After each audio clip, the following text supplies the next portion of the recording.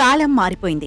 Smart phone రాకతో మనిషి జీవితంలో చాలా విషయాలు ఊహించినంతగా మారిపోయాయి. దాంతోపాటు యూపీఐ పేమెంట్స్ అందుబాటులోకి రావడంతో నగదు చెల్లింపులు అనేవి దాదాపుగా కనుమరుగైపోతున్న పరిస్థితి. అయితే ఇదే సమయంలో సైబర్ నేరగాళ్లు ఎప్పటికప్పుడు కొత్త దారుల్లో మన ఫోన్లోని డబ్బులను కాజేస్తున్నారు. దీంతో డిజిటల్ చెల్లింపుపై చాలా జాగ్రత్తలు వహించాలి, లేకుంటే మన కష్టమంతా సైబర్ నేరగాళ్ల చేతిలోకి వెళ్లిపోతుందని నిపుణులు హెచ్చరిస్తున్నారు. ఆర్బీఐ నివేదిక ప్రకారం గత ఆర్థిక సంవత్సరంలో దాదాపు 155 కోట్ల మేరకు సైబర్ నేరగాళ్ల చేతిలోకి వెళ్లాయట. పన్ను రిఫండ్ మెసేజ్ల ద్వారా మ్యూచువల్ ఫండ్ పెట్టుబడుల పేరుతో ప్రజలను సైబర్ నేరగాళ్లు మోసం చేస్తున్నారు. ఇలా ఎప్పటికప్పుడు మోసాల పద్ధతి మారుతూనే ఉంటున్నాయి. క్రెడిట్ కార్డులు, డిజిటల్ చెల్లింపులపై అవగాహన ఉన్నవారు కొన్నిసార్లు మోసాలకు బలి అవుతుండడం ఆందోళన కలిగిస్తోంది. ప్రస్తుతం ప్రధానంగా మోసాలన్నీ కేవీసీ పేరుతోనే జరుగుతున్నాయని సైబర్ అధికారులు చెబుతున్నారు.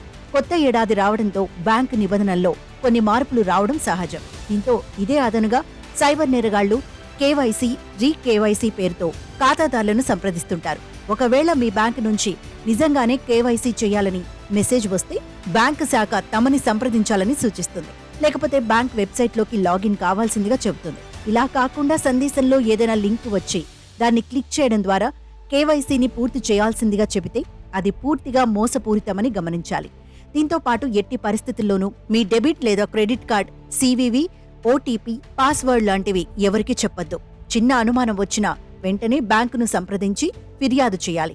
డెబిట్, క్రెడిట్ కార్డులను వాడినప్పుడు వచ్చే రివార్డు పాయింట్ల పేరుతో సైబర్ నేరగాళ్లు నేరాలకు పాల్పడుతున్నారు. బ్యాంకు నుంచి ఫోన్ చేస్తున్నామని, రివార్డ్ పాయింట్లను వాడుకోవాలని లేదా గడువు పెంచాలంటే కొన్ని వివరాలు చెప్పాలని మభ్యపెడతారు.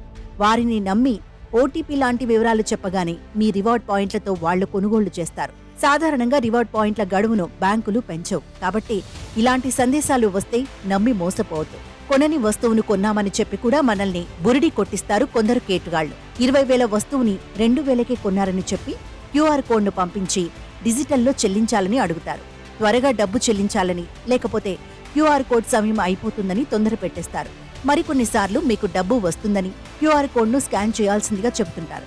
అలా కంగారు పడి వాళ్లు చెప్పినట్టు చేస్తే అంతే సంగతులు. క్యూఆర్ కోడ్ స్కాన్ చేసేటప్పుడు సంబంధిత దుకాణం పేరు లేదా వ్యక్తి పేరు నిర్ధారించుకుని పేమెంట్ చేయాలి. డబ్బు మీ ఖాతాలోకి రావాలంటే ఎలాంటి కోడ్ను స్కాన్ చేయవద్దని పక్కాగా గుర్తుంచుకోవాలి. దీంతో పాటు ఆర్థిక సమాచారాన్ని సురక్షితంగా ఉంచే యూపీఐ యాప్లనే వాడాలి.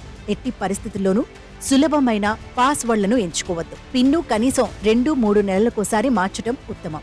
ఉచిత వైఫై ద్వారా యూపీఐ యాప్లను ఎట్టి పరిస్థితుల్లోనూ ఉపయోగించవద్దు. యాప్ను ప్రారంభించేందుకు, లావాదేవీలు చేసేందుకు వేర్వేరు పాస్వర్డ్లు పెట్టుకోవాలి. బయోమెట్రిక్ను ఉపయోగిస్తే ఇంకా మేలు.